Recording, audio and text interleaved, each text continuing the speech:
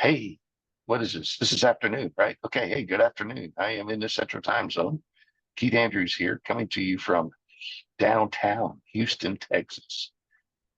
It's just a pretty cool place. If you've never been downtown, or if you've been to Houston at all, you'll learn that it's like what 665 square miles of city, if you can believe that. That's what we heard 2 days ago at some of the briefings of the market of Texas or whatever.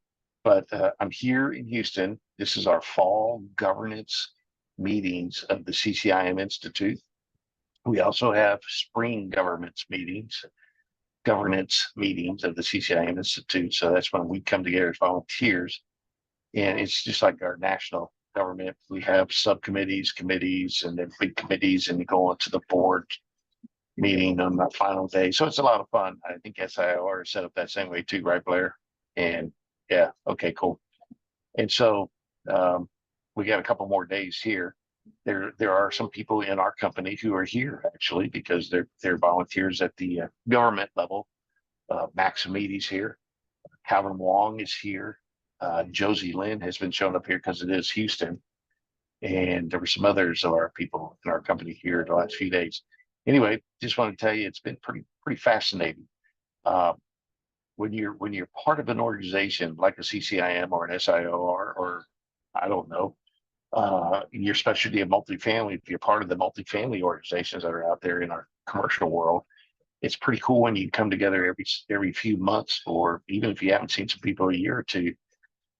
The interesting thing that I have experienced here since Friday, I got here Friday, is the questions I get. They'll walk up, Keith, how you doing? Of course, we hug each other, men and women, doesn't matter. And happy to see each other. And it seems like everybody asks the question, so how's work? Are you having fun? Are you having a good time? Are you being pretty successful at work? And as you all know, our business model uh, is a fantastic one where we can turn right around and respond in the sense of it's it's been fantastic. Work is fantastic. And let me tell you how EXP Commercial has helped me since I've been here almost 4 years. And I start telling them about it. And it's a wonderful opportunity to just, you know, bring up things. And they will continue to ask you more questions. I haven't anybody just walk away or anything. They just want to know more about it. Because of that, I would like to report today. What is it? September. What is today? This is Monday, right? So this is September 30th, right? Mhm. That's right, right? Okay. I'm telling you, when you go to these conferences and you're in meetings and socializing and eating and all that stuff for hours each day over a weekend, you kind of lose track of that. You all know that. But okay, so today is September 30th, 2024, Monday. Now I forgot what I was going to finish saying. Oh, yes. We are what, 4 weeks or a little less than 4 weeks away from EXPCon. I'm going to set this phone down. Now, if there's more of you here. And the opportunity to invite. Now, understand, any of you who are going to EXPCon, you've got a general admission pass for yourself, or you have a VIP pass for yourself. Whichever one you have, if you bring a guest, just to clarify, if you bring a guest, register them on that Explorer Pass to come to EXPCon, they will have the same level of pass you have or registration you have. So since I'm doing this on a recording today, and this is going to go out to a couple hundred people in EXP Commercial and others, if you happen to have a VIP registration at EXPCon and you will not be using your Explorer Pass, please let me know, because I have already invited 5 different people here from CCIM to join us in EXPCon, and they all said yes. And now I'm working with Lindy and Sean and our operations people and EXP Commercial, help us find out who else is going but has a VIP ticket already, so that I can invite when they register my guest for us, that guest will have a VIP ticket as well. So, I just want to put that out there real quick, at least on recording or to any of you. Interrupt me if you got a question about anything as I'm talking. I do not want to be the only person talking for the next few minutes on this recording. But one other thing, those of you who cannot make it to EXPCon, that's okay. Please, whatever you do, get November 13th and 14th on your schedule to be in Atlanta.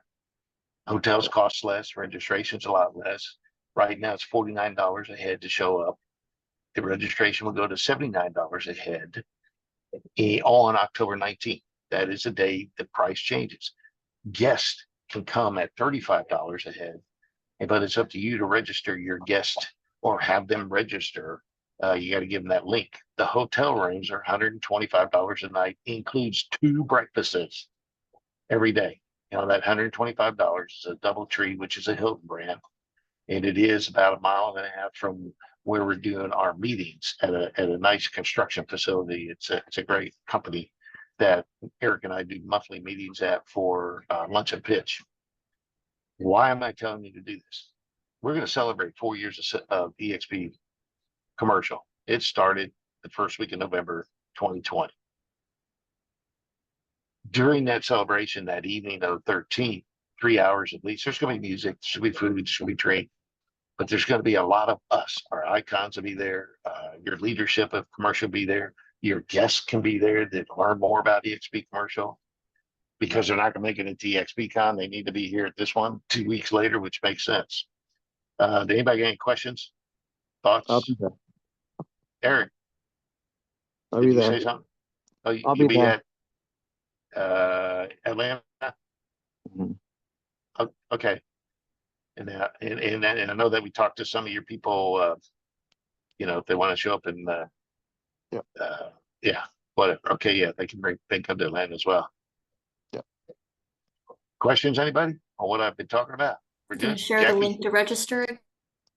Yeah, we've been posting it. Eric and myself have taken turns. We've been posting a flyer on the main workplace pages that most anybody sees. There's 2 of them. One is called EXP Commercial, which actually shows almost 7,000 members on it. So we know at least 7,000 people in EXP, both companies, is seeing the flyer.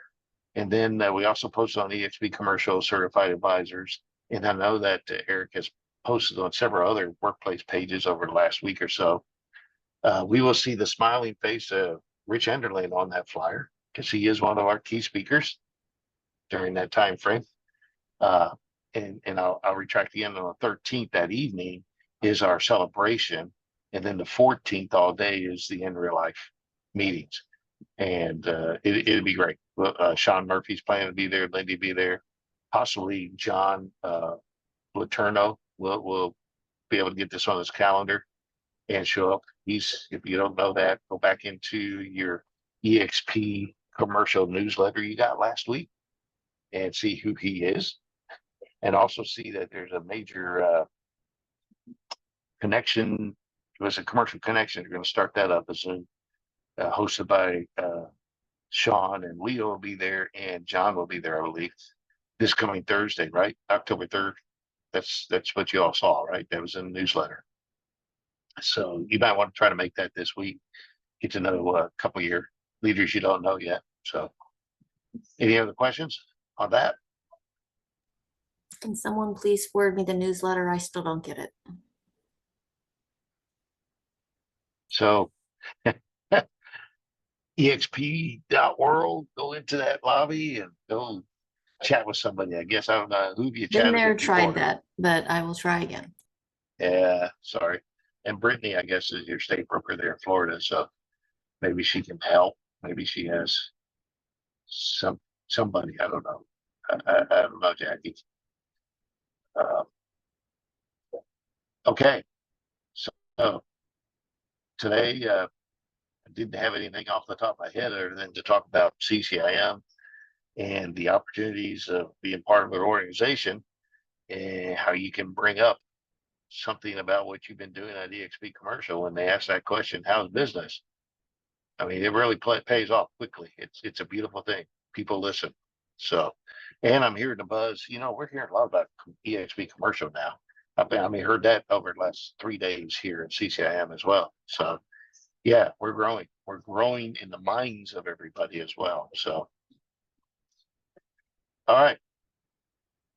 Who's got anything they'd like to mention today? asking questions about. Go for it. I do, Kid, if I who, can. who's that? Douglas, Hey, Douglas. hey, how's it going? Pretty good. Okay, got a quick question and some, advice how to handle a situation. So I have this 152,000 square feet warehouse industrial building, almost like a mill, right? I was representing a buyer. The buyer is dragging his feet a little bit too much.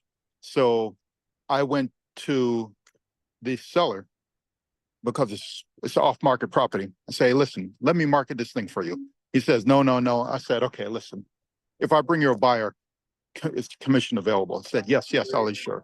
Okay. So the whole thing is, I asked him, hey, can I market this for you? Yes, yes, please do, please do. Okay, so here's the thing. I'm at a situation now where I'm trying to get it marketed, but I think I just want to put it out to like the iBox buyer, express offers, and see, what they would bring to it. Now I'm on the residential side. I had to step back to the residential side. So I'm trying to get an idea from you guys. What do you think, or have you guys have experience from express offers from an industrial property of that size, like 150,000 square feet, industrial mill type building? As a reminder, I'm the last answer. So hopefully somebody else here can answer a question for you first or make some suggestions. I know Blair will because he is an SIOR. Okay. So there you go. The first question I have for you is, are you sure that the property is not listed with somebody else? Yes, I checked, I tried to look, I did some searches. I tracked down and tracked down the owner, spoke to the owner. He assured me he does not have it listed with anyone else. I had a buyer. I brought the buyer to him, but the buyer didn't submit an offer yet because he wants to do more due diligence, but he's really just dragging his feet. So I kind of want to make a deal happen. The buyer could take as long as he wants, but then I want to try to market this property for the seller in the open market and see what kind of traction I get. What state are you in? Connecticut. Do you know what the rules or laws are in that state regarding marketing a property that you do not have a listing for? Okay, so when I say I don't have a listing for, I have an unrepresented seller contract because I was bringing the buyer and the seller did not have an agent, and so I don't have the full answer to your question. Matter of fact, I was trying to get in touch with my broker to get some clarification on that and see where I stand. I do Now, not know the laws in your state. I can only tell you that in the states that I'm licensed in, you absolutely have to have a written agreement before you can market a property, whether it's exclusive or non-exclusive. So please be sure and pursue that before you get yourself in trouble. Most stuff. Okay. And what is your specific question about the property other than that? I wanted to know if you guys dealt with the iBuyers at all. Like in EXP, they have the express offers for commercial and for residential. So I was trying to see if you guys had experience with the express offer types for commercial properties. Hey, Barbara, you got your hand up? I Yes, don't know what it is. express offers was primarily residential for investors. Correct. Rarely do I see commercial in that. And have you looked to see if there's a commercial one in the area that you're searching and what their criteria is? Okay, so yes, there is like when you go in, I don't know if the changes was made recently, but if you go into express offers, it goes in and you can say, is it what type of property is it? Is it a commercial? Is it this? Is it that? I chose commercial, and then there was a couple that came up and it gave you the criteria. and it gave one, it gave like two iBuyers, that you submit the information and send it up. So now when you're doing it through Express Office, you don't necessarily need all the contract stuff. You just need the question and answers, stuff filled out by the seller, to put up in there and for them to get an offer directly to the seller.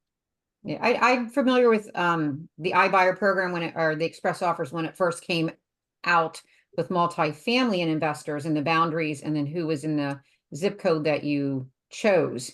There is a criteria still, I think, whether or not if it's under contract on the MLS and so forth. Oh, it's not an So- MLS. And yeah, so you were saying it's not, but there you still have that same criteria as far as being able to send it in and how your relationship with that as well.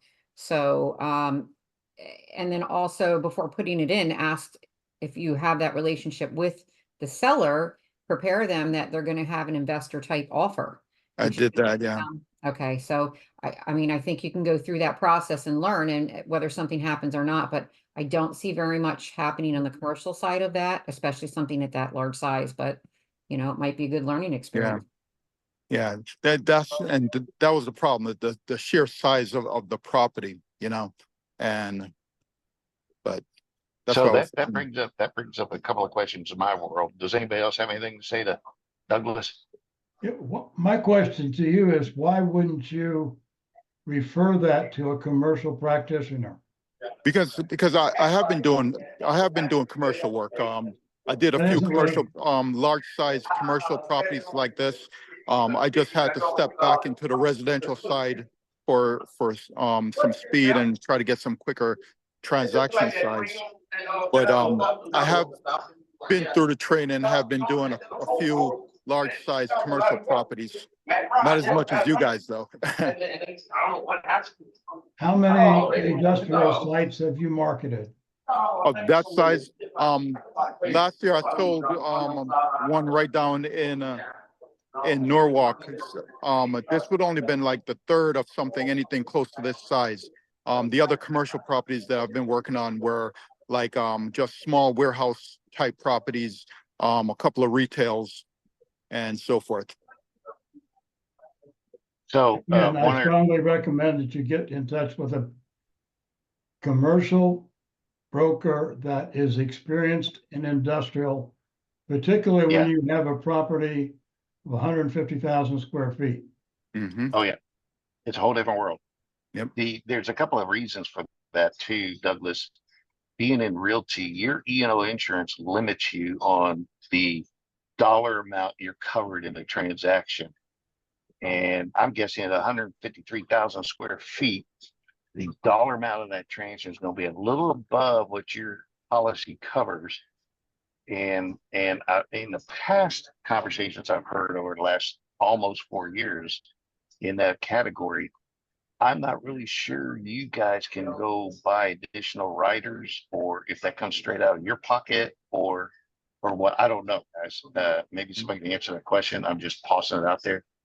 But it would behoove you to find that commercial expert. We've got SIORs in our company. You got Blair sitting in Pennsylvania, I mean, of all places. So it would behoove you to consider at least partnering and or refer totally, depending on who it is that's working with you, and enjoy not worrying too much and get paid. Yep. Yeah, and know that you're covered. Whatever activity you participate in this deal, you're covered in all ways, and EXP would appreciate that too. That's all I suggest. I don't disagree with you. I don't disagree with you at all. I know. It's just sometimes I think I cut my nose to spite my face, say, hey, listen, this is a transaction that I can handle. But the truth is, you're not always sure until you actually, papers start getting signed, you start going through due diligence and stuff like that, Mm-hmm. So Yeah. And here's another thing. The other thing that you brought up was the idea of utilizing express offers. I mean, that's, as Barbara was alluding to, most of us are not doing that because we don't even understand the express offers, because it was always part of the residential world. Mhm. And an item that type of opportunity you get to deal with it's probably not a listing. It probably will maintain what we say off market because it's all about relationships in that world of industrial at that level of product. And so you know, you'd be doing yourself and the seller a great service to, you know, bring in the full power of, you know, EXP commercial, basically, to get it done, if you ask me. That's a good way to say it, I guess. Chad, you're open, you want to say something? Or you just, oh, well, when you turn off your mute, I'm thinking that you're ready to talk. I'm sorry. Go ahead, Douglas. Okay. Anybody else want to chime in, help out? Any ideas? We're good? Is that Hey, Eric? yep, We see, just wanted to let we you see know. part of your head there, Eric. Oh, sorry. I'm on my cell phone today. Yeah. Just want to let you know that do you need help finding an EXP commercial agent? Oh, I think I should be able to locate. I know, like he said, there's Pennsylvania. There's, what's my guy's name? That's right in New York. There's really not much, no one else in Connecticut that I know of. So I just looked, there's 6 commercial agents in Connecticut. Oh, you see, I got to expand my reach and speak to more people. You know, Yeah. it's just, Or maybe it's time for you to come back over to the big commercial world. yes. So, All right. so if So you Eric want, is there. Eric's there in Delaware. That's where he's based. And Yeah. Blair and Barbara in Pennsylvania. So, you know, the ones that are on this call right now. So anyway, if there's nothing else on this subject matter, there's a gentleman I'm staring at right now. He's watching us. His name's Mark, sitting in a vehicle driving down the road. Oh, I don't think we know this guy, so we're going to give him a chance to introduce himself. Can you do that while you're driving down the road, Mark? I You got to muted, jump though. back inside. Okay. But thank you guys Okay, very Doug. much, and I'll reach out. Okay, thanks, Douglas. Okay. Keith, I know. Yeah, Eric, that's Mark, one of my business partners. sure. Yeah, we got to give Mark a chance to talk. There he goes. He's unmuted. Go for it, Mark. Hey guys, how you doing? Good. Good. Just a little about me for the people in the room. Eric knows obviously, but I own a bunch of companies up here in Wilmington, Delaware area that are all real estate related. One of them is a team of residential and commercial agents. We're the only dual broker team inside of EXP. We're a prototype that they're trying out because of my 40 plus years of commercial mixed use real estate background. So we're licensed currently in Delaware, Maryland, Pennsylvania, New Jersey, and Florida on both sides of the block. So if you guys are in these areas and needing some support, we may be able to give you a hand. My background is up and down the Eastern Seaboard. I understand this, the market up and down our coast in depth. I've been in it for 40 plus years. And in certain parts of the rest of the country, Texas, Ohio, Illinois, some parts of California, Indiana, and a few other places that I have in-depth knowledge on the commercial mixed-use markets as well. So if anybody is in those areas and you need a hand with anything, or you need some advice or whatever, feel free to reach out. Eric runs under my tutelage the commercial arm of my real estate, and then Scott Deputy is on the residential side. All right. So yes, I had the pleasure of talking with Scott and Mark and Eric last week because I caught a rumor that there's this that this was occurring, that all of the XP is exploring the idea of our groups growing and bringing both brokerage people together under the same team leadership. How does that work? And so there, I guess you can call this like a beta test to the rest of us. And we welcome that. That's fantastic. You know, that's one of the things that Sean Murphy had mentioned to us in either one of these Zooms we've had recently, or at our IRL in Nashville. I can't remember where he first last mentioned it. Yeah, they've been really good to us. Yeah. When we first floated this idea to local brokerage, they were pretty adamant about it. Could not get done. Hey, Mark, your audio's a little off track right now. So Scott reached out, to some of the senior that were a little topper, a little higher. And you saying? Is Mark's audio broken up to the rest of you, or is it just me? Yeah, it's a little bit It could broken up. be. Yeah. Could be. Okay. I'm in New Jersey right now. So we floated this idea out to local brokerage. What I wanted to do, because it was something that was frustrating me, because with my 40 plus years, I'm used to operating on projects that are on the same site, so that regardless of the market window, or for residential being part of it, but all of the other commercial uses being the rest of it. And they were sort of cutting me off. I could only operate on one side or the other. Yeah. So I Scott understand. Deputy reached out to some connections he had that were a little closer to the top of the food chain. And in a couple of days, we were on the phone with, the vice president on both sides of growth and the vice president of teams. And they asked us, could we elaborate? And of course, at this point, Scott, Eric, and myself had partnered up, decided to take on this endeavor together. And we spent some time on the phone with them. That was, and Sean Murphy, and at the time, Gabby, who's moved on to international things. Yeah. They told us currently there was not a path for this in EXP, but to not let that stop us, they'd find a way. So I was hugely appreciative of the fact that this international brand was willing to be agile enough to follow us in the direction we wanted to go. So we were pretty excited about it, and they've given us everything we need to be successful, and they're looking to use us as a model to launch this nationally. Okay. Thank you, Mark, for being here today. This is great.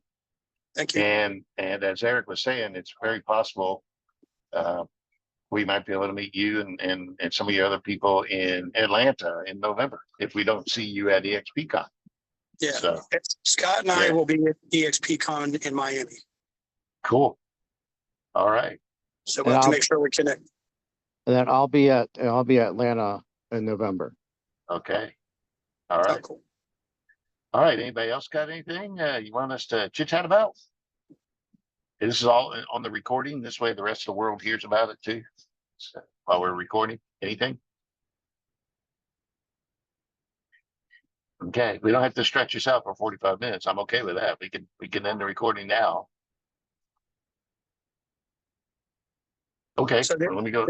the only thing I'll add is that my investment arm buys nationally. We buy, for those of you that are on the call that may have access to properties, I'm not looking for things historically that are retail. I want them to have some sort of distress, whether it's financial, management, physical distress, underdeveloped, land development, any of that kind of stuff I'm interested in buying. So if you have anything it's like that, I'm interested in hearing about it. But just to reiterate, I'm not interested in full retail listings, because I'm not a REIT. I'm not looking for a place to park money. I want the money to make me something. Makes sense. And that's a good summary statement to make in our world. I like that. That's a good way to define it. I have to use that from now on. Yeah. Thank you. Okay, I'm gonna turn off the recording, guys. Hang on. And I'd like to thank all of you for coming today. Remember, don't forget EXPCon, and don't forget Atlanta if you're thinking about celebrating 4 years of commercial, EXP commercial. Join us in Atlanta. All right, hang on. I gotta get my phone to wake up here and show me my menu. There we go.